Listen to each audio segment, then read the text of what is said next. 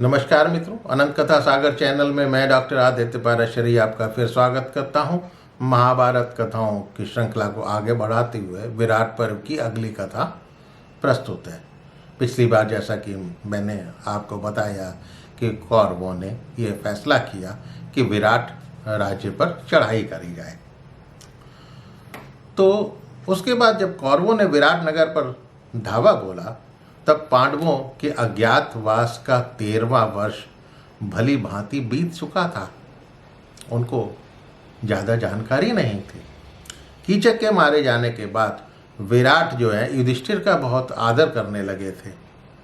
जब कौरवों ने आक्रमण किया तो गौरक्षकों ने रोकने की कोशिश करी और उन्होंने तरह तरह के जो उनके पास विचित्र तरीके के शस्त्र थे, फरसे, मूसल, भिंदीपाल, मुदगर, कर्षण, ये सब लेकर शस्त्रों को मार भगाया। लेकिन त्रिगर्त सेना ने बाणों की वर्षा प्रारंभ कर दी। अब त्रिगर्त के सैनिकों की संख्या अधिक थी तो बाणों की वर्षा अधिक थी, तो वो बेचारे जो है बिखरने लगे। तो गौओं का रक्षक गोप जो है भागकर विराट की सभा में पहुंचा, जहां पर पांडव पहले ही बैठे हुए थे, और बोला, त्रिगर्त देश के सैनिक जो है हमें युद्ध में जीतकर आपकी लाखों गौओं को हाँक कर ले जा रहे हैं।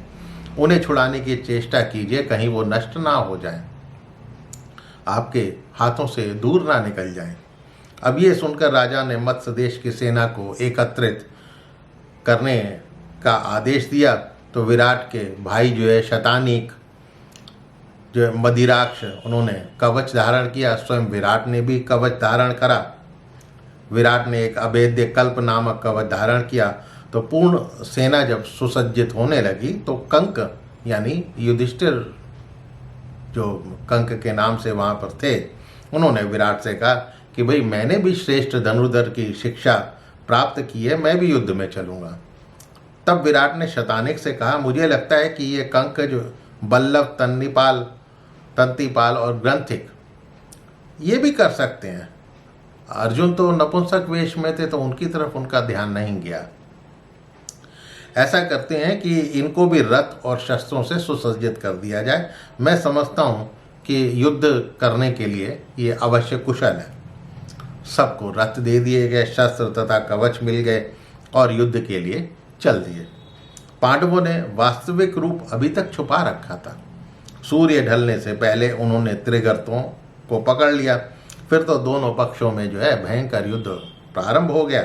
न जाने कितने ही सर धड़ से अलग होकर जमीन पर लौट रहे थे। धरती रक्त से सनकर लाल हो रही थी। युधिष्ठिर ने भाइयों सहित व्यूह रचना कर त्रिगर्तों के साथ युद्ध करना आरंभ कर दिया। अब व्यूह रचना में युधिष्ठिर जो है वो बाज की चोंच के स्थान पर थे, नकुल सहदेव पंख के स्थान पर, भीमसेन जो है पूंछ के स्थान पर थे। ये बाज जो है व्यूह रचना का एक प्रकार है। युधिष्ठिर ने 1000 सैनिक, भीम ने 2000 रथियों को, नकुल ने 300 तथा सहदेव ने 400 सैनिकों को यमलोक पहुंचा दिया। उधर शतानिक 100 तथा विशालाक्ष ने 400 त्रिगर्त योद्धाओं को मारकर उनकी सेना में घुस गए।